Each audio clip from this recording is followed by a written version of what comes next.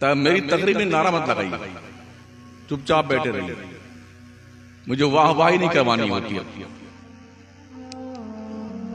हमने उन बच्चों को देखा है गुजरात में 2002 में, नारे तकबीर, नारे रिसालत, उलमाए अहले सुन्नत जनाबे नूरे मुजस्सम कानपुरी वो आ गए, आप बैठे।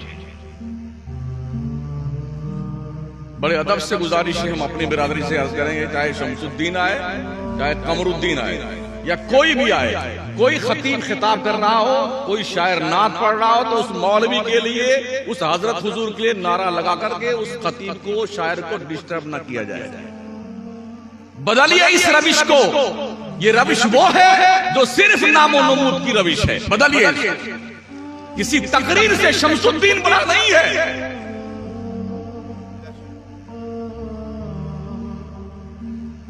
इसलिए जलसों में स्टेज पे आने के लिए ऐसा रास्ता पीछे से बनाया जाए, खतीब को, आलिम को, शायर को पीछे से चुपके से लाके बिठा दो, ताकि जो खतीब खिताब कर रहा है, जो शायर नात पढ़ रहा है, उसको डिस्टर्ब नहीं किया जाए। कभी आपने देखा गैरों के, हमने भी जलसे देखे गैरों के, एक नारा नहीं लगता है, और हमसे कहीं ज्यादा कामयाब जलसे उनके होते हैं। हम क्या काम करेंगे यहाँ? उनके इतने काम है ना, सोच नहीं सकते हमारे लोग। आज हम कागजी शेर हैं, बस नारा लगाने के ही सुन्नी रह गए हैं। अलमिया यह है, जिस कौम के जलसे ज्यादा होते हैं उस कौम की अक्सरियत जाहिल है।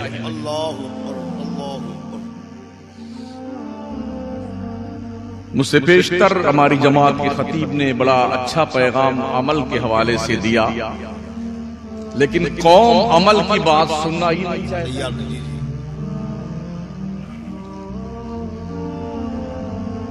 तो ये बात आप सुन लीजिए कान खोल करके, बहुत जल्द दुनिया में सिर्फ दो तबका रहने वाला है, एक फॉरवर्ड, एक बैकवर्ड, एक बहुत मालदार, एक बहुत गरीब, तीसरा कोई तबका नहीं होगा अनकरीब। अल्लाह अकबर। ये फैसला आपको करना है कि आप बहुत ज्यादा मालदार रहना चाहते हैं या भिखारी बनना चाहते हैं। आसार तो ये बता रहे हैं कि आप अपने नाम भिखारियों की लिस्ट में दर्ज करवा चुके हैं। मेरी गुफ्तगू थोड़ी तल्ख होती है, जी थोड़ी कड़वी होती है, और मैं इसी अंदाज के लिए मुल्क में जाना जाता हूं। मुझे इस बात की परवाह नहीं होती कौन सेक्रेटरी नाराज होगा और कौन सदर नाराज होगा, कौन मौलाना साहब नाराज होंगे, कौन पीर साहब नाराज होंगे, मुझे इसकी कोई फिक्र नहीं होती। वो डॉक्टर ही क्या जो मरीज से पूछ करके उसका इलाज करे?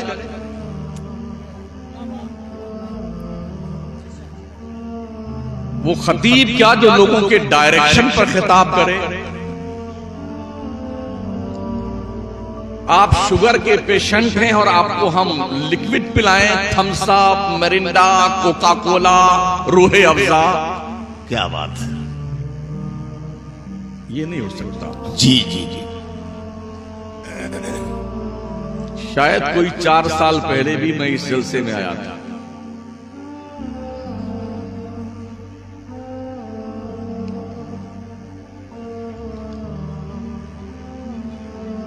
और पूरे मुल्क, मैंने अर्ज किया ना आपसे, गैरों के जलसे मगरिब और इशा के बीच में हो जाते हैं, और हमारे जलसे उस वक्त तक जागरूक रहते हैं, मार मार के जगाए जाते हैं जब तक फजर की अजान का वक्त ना हो जाए। अब्बा के नाम बोलिए, अम्मा के नाम बोलिए, पीर साहब के नाम बोलिए, जन्नत में दरख्त लगवा लीजिए, अब बोलिए, लेकिन इनके बाप की जन्नत में दरख्त लगाने बैठे बैठे।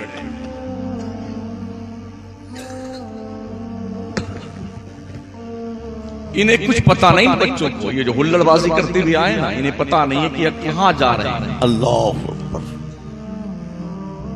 अगर इनको एहसास होता कि इनके मदरसे का ही जलसा है तो ये हुल्लड़बाजी नहीं करते। जी जी जी जी। इसका मतलब मुअल्लिम मुस्लिह तरबियत करने वालों में कहीं ना कहीं फॉल्ट जरूर है। कौम अगर अपनी औलाद को आपके सुपुर्द करती है, अगर कौम आपसे कुछ नहीं पूछती है, तो क्या खुदा का डर भी आपको नहीं रह गया है? अल्लाह। लोगों ने अमानत दी है औलाद की शक्ल में आपको, उलमा की जमात अमानत दी है कौम ने। अमानत को हू बहू वापस कीजिए, हू बहू, या कम अज कम उससे अच्छा करके दीजिए। क्या बात है।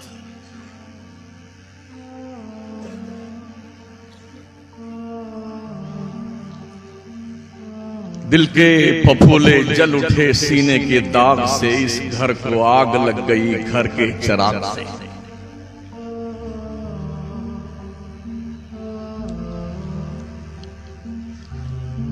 वैसे भी हमारे मदारिस मुल्की पैमाने पे इल्ला माशाअल्लाह मदरसों के हालात ही होते हैं, कहीं की ईंट, कहीं का रोड़ा, भानमती ने कुंबा जोड़ा, कहीं का बाथरूम देखने के लायक नहीं, कहीं का गुसलखाना देखने के लायक नहीं, कहीं के कमरे देखने के लायक नहीं। बड़ी मुश्किल से चंदा होता है। मैं अपनी कौम के मालदारों से गुजारिश करूंगा, तुम इल्म का बिजनेस क्यों नहीं करते हो? सिर्फ भंगार बेचते हो, सोफा बनाते हो। दुनिया इल्म का बिजनेस करती है, इल्म का। और हालत यह है, जिन्होंने इल्म हासिल किया है उन्होंने 80 साल मेहनत की है, तब जाकर के आज हिंदुस्तान की कुर्सी पे लोग बैठे। हमने 80 साल गुज़िश्ता, जिंदाबाद जिंदाबाद, पीर साहब जिंदाबाद, मौलाना साहब जिंदाबाद, बिरयानी खाई है, उर्स मनाया है, गागर भरा है, कव्वाली गाई है और बुजुर्गों के आस्थान में गए, जिंदाबाद जिंदाबाद। क्या तुम्हें हालात और खतरात भी महसूस नहीं होते? लोग तैयारी कर चुके हैं, मुसलमान को जिंदा रहने का जमीन पर कोई हक नहीं है। मुनज़्ज़म प्लानिंग के साथ। हैरत है, जिस बकरे की कुर्बानी का वक्त आ गया है उसे पता ही नहीं अय्याम नहर कितने करीब आ जाएगा।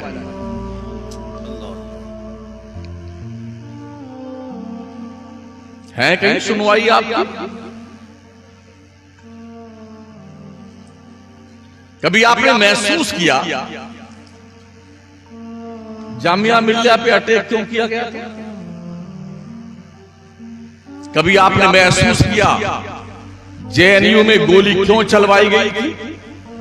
कभी आपने महसूस किया मुस्लिम यूनिवर्सिटी के अंदर क्यों हंगामे और फसादात करवाए गए? सोचिए और जवाब ढूंढिए इसका। ये वो इदारे हैं जहां एससी, एसटी, ओबीसी, माइनॉरिटीज के स्टूडेंट पढ़ करके अधिकारी और ऑफिसर बनते हैं। मुल्क का 2% से कम तबका ऐसा है ना जो आपको पढ़ने नहीं देना चाहता। इसलिए इन दरसगाहों में, इन यूनिवर्सिटियों पे हमला किया गया, गोलियां चलवाई गई, लाठियां बरसाई गई, बदनाम किया गया ताकि लोग पढ़ने जाना बंद कर दें।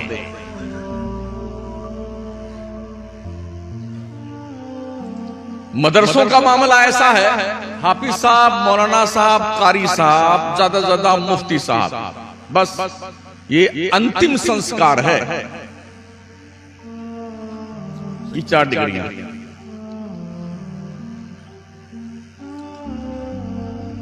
कमाल ये है कि हमारा मौजूदा निजाम तालीम जो है हालात हाजरा से फाइट करता हुआ नहीं दिखता है। एक बहुत बड़ा मुफ्ती बन जाता है, उसको एक बैंक में बाज़ाब्ता तौर पर एक एप्लीकेशन लिखना नहीं आता है। गलत तो नहीं कहता हूं, शायद लोगों को कुछ बुरा भी लगे, हमारी बिरादरी को इल्ला माशाअल्लाह। टिकट निकालने का फॉर्म भरना नहीं आता है। अंग्रेजों ने बड़ी खूबसूरती के साथ और चालाकी के साथ में जाते जाते तालीम को 2 हिस्सों में बांट दिया। ये दीन की तालीम है, ये दुनिया की तालीम है। उस दौर के हमारे लोगों ने बड़ी खुशी से इसे कबूल कर लिया। हम दीन की तालीम लेके चलेंगे, लोग दुनिया की तालीम लेके चलेंगे। नतीजा ये हुआ, जो दुनिया की तालीम हासिल करने वाला रहा वो दीन से जाहिल रह गया, और जो दीन की तालीम हासिल करने रहा वो दुनिया से जाहिल रह गया। इन दोनों के बीच में इतनी बड़ी खंदक बन गई, इतनी बड़ी खंदक जिसे पाटना मुश्किल है। मुस्लिम कौम के जो डॉक्टर, इंजीनियर, लॉयर बने, वो मौलाना, मुफ्ती, हजरत, हुजूर को जाहिल, बेवकूफ समझते रहे, और मुस्लिम कौम के जो लोग मौलाना, मुफ्ती, हाफिज, कारी बने, वो डॉक्टर, इंजीनियर, लॉयर, इनको जाहिल समझते रहे। और सच्चाई ये रही कि दोनों जहालत के नगर पे चल निकले, दोनों। अगर इनका आपसी तालमेल होता ना तो शायद हम कहीं और होते।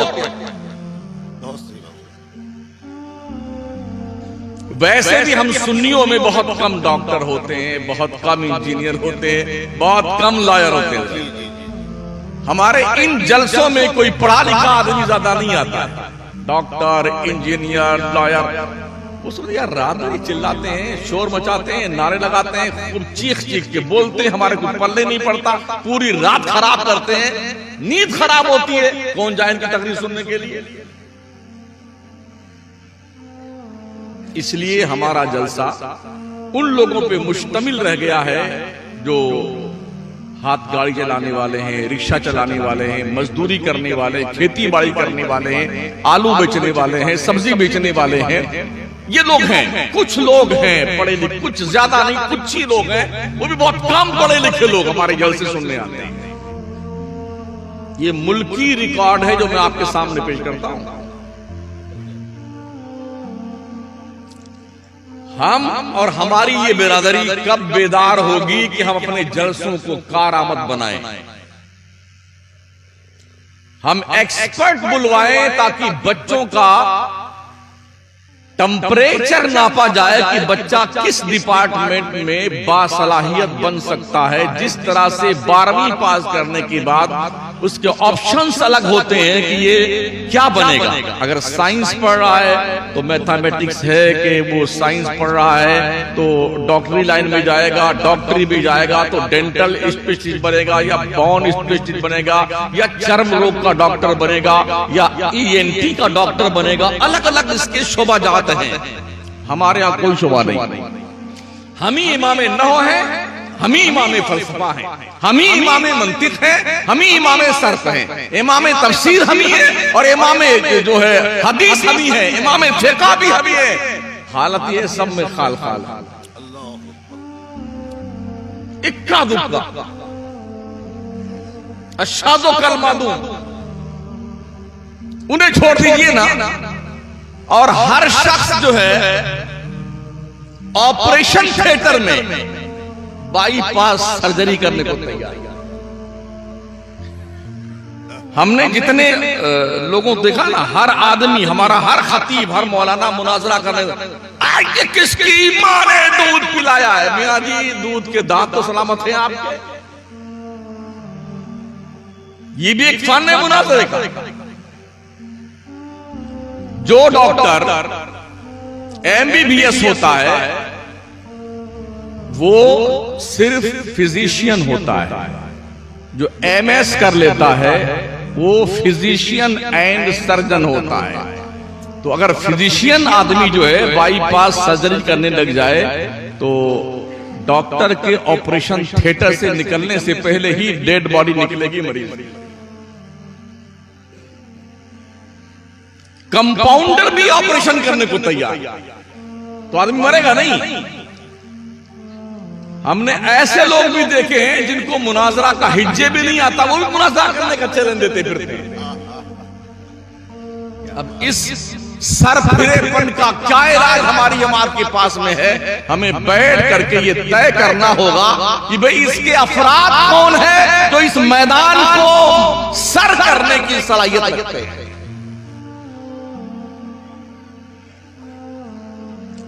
थोक के हिसाब से हमने हाफिज, मौलाना, कारी, जनाब खूब निकाल दिए। नतीजा क्या हुआ? किसी काम के नहीं रह गए। काश इन्हें कारआमद बनाया जाता।